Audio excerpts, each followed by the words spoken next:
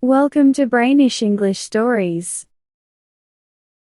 At the beginning of the evening, the girl in gray came to the quiet part of the small park.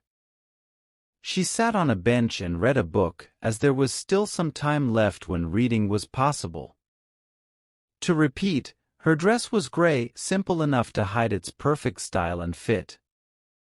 A big-holed veil covered her hat and a face that shone through it with a calm and natural beauty. She had come there at the same time on the previous day and the day before that, and someone knew it. A young man who knew this stayed close, hoping that luck would be on his side. His hope paid off because, while turning a page, her book slipped from her hands and jumped from the bench a full yard away. The young man quickly grabbed it, returning it to her with a manner you often see in parks, a mix of politeness and hope, balanced with respect for the policeman nearby. In a friendly voice, he made a small comment about the weather, the usual topic that often brings sadness to the world. He stood there for a moment, waiting for what would happen next. The girl looked at him slowly, at his regular, tidy clothes and features with nothing particularly special in expression.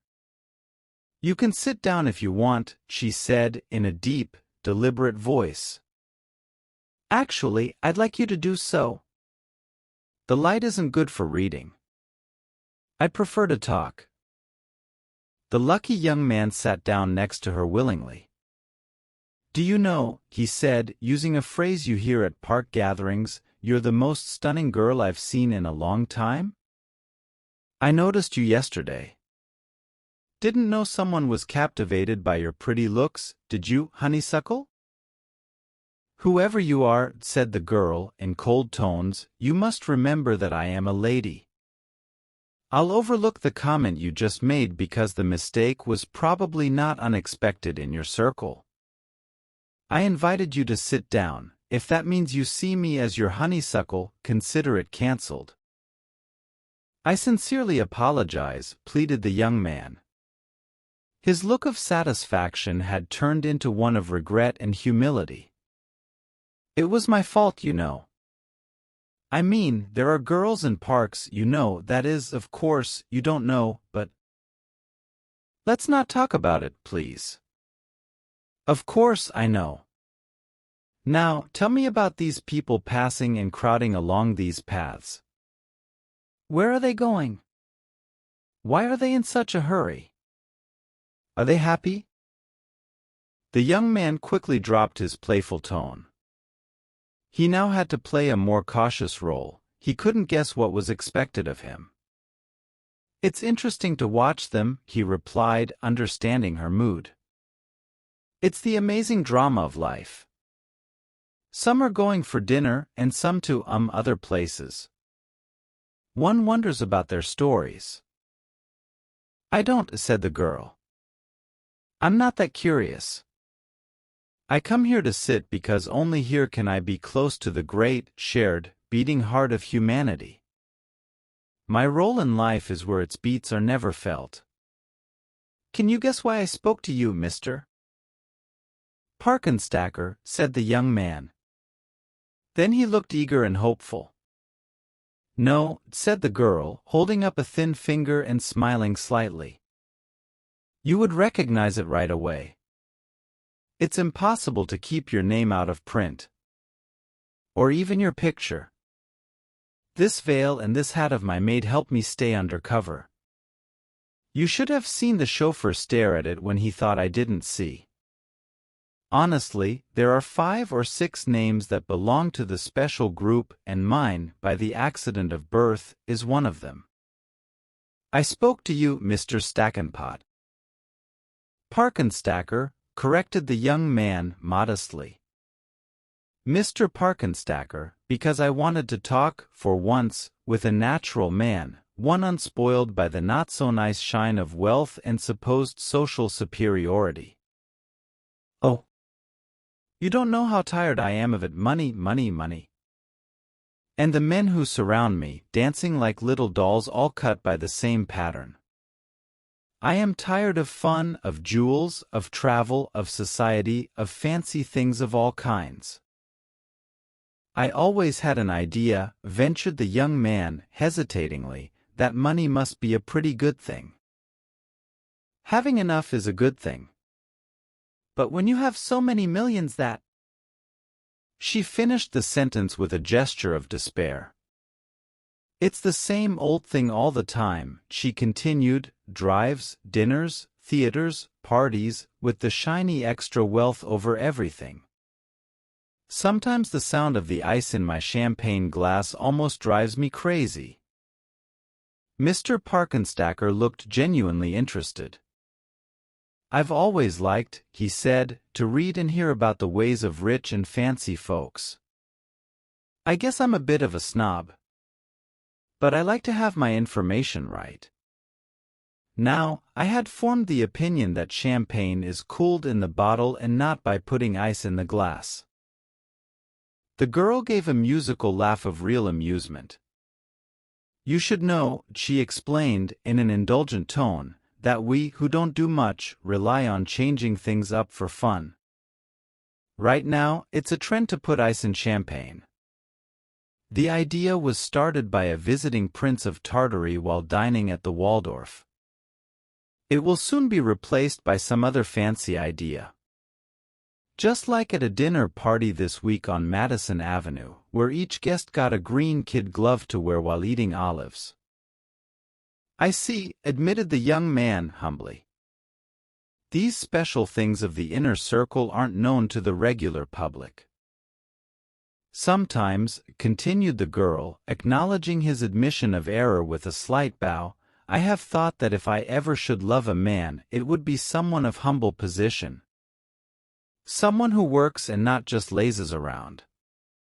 But, probably, the demands of social class and wealth will be stronger than my desire. Right now, I have two admirers.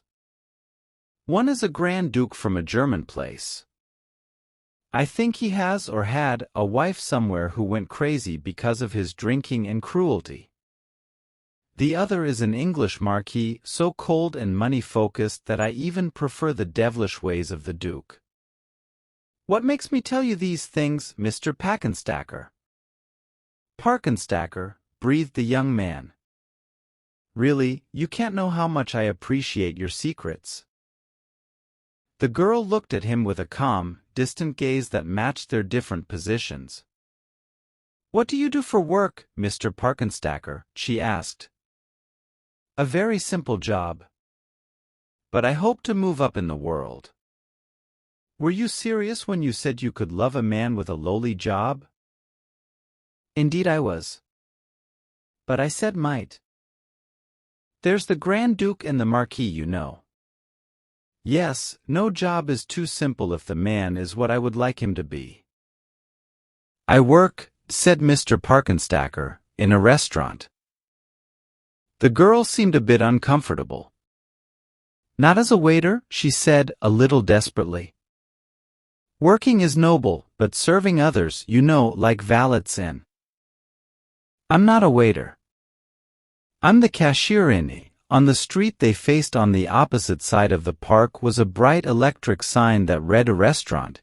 I'm the cashier in that restaurant you see there. The girl checked a tiny watch and a bracelet on her left wrist and quickly got up. She put her book into a glittering purse hanging from her waist, even though the book was too big for it. Why aren't you at work? She asked. I'm on the night shift, said the young man. It's still an hour before my shift starts. Can I hope to see you again? I don't know. Maybe, but the desire might not strike me again. I have to go quickly now. There's a dinner and a box at the play and the same old routine. Maybe you noticed a car at the upper corner of the park as you came. One with a white body. And red running gear? Asked the young man, frowning thoughtfully. Yes. I always come in that. Pierre waits for me there. He thinks I'm shopping in the department store across the square.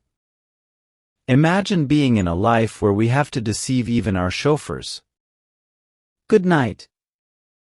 But it's dark now, said Mr. Parkenstacker, and the park is full of rough men. Can I not walk? If you care at all about what I want, said the girl, firmly, you'll stay at this bench for 10 minutes after I've left. I don't mean to accuse you, but you're probably aware that cars usually have the owner's initials. Again, good night. Swiftly and gracefully, she walked away through the darkness. The young man watched her elegant figure as she reached the pavement at the park's edge and turned along it toward the corner where the car was. Then, sneakily and without hesitation, he started to dodge and move through the park trees and bushes in a way parallel to her path, keeping her in sight. When she got to the corner, she turned to look at the car, then walked past it, crossing the street. Hiding behind a nearby parked taxi, the young man kept a close eye on her. Moving along the sidewalk on the street opposite the park, she entered the restaurant with the bright sign. The place was one of those boldly lit places, all painted white and glass, where one could dine affordably and be seen. The girl went into the restaurant to some area at the back, from where she quickly emerged without her hat and veil. The cashier's desk was towards the front. A red-haired girl sitting on the stool got up, looking at the clock pointedly as she did. The girl in gray took her place. The young man put his hands in his pockets and strolled slowly back along the sidewalk. At the corner, his foot hit a small, paper-covered book lying there, making it slide to the edge of the grass. Recognizing it from its attractive cover, he knew it was the book the girl had been reading. He picked it up casually and saw its title was New Arabian Nights, written by someone named Stevenson. He dropped it back onto the grass and lounged, unsure, for a moment. Then he stepped into the car, settled on the cushions, and said 2 words to the chauffeur. Club Henri.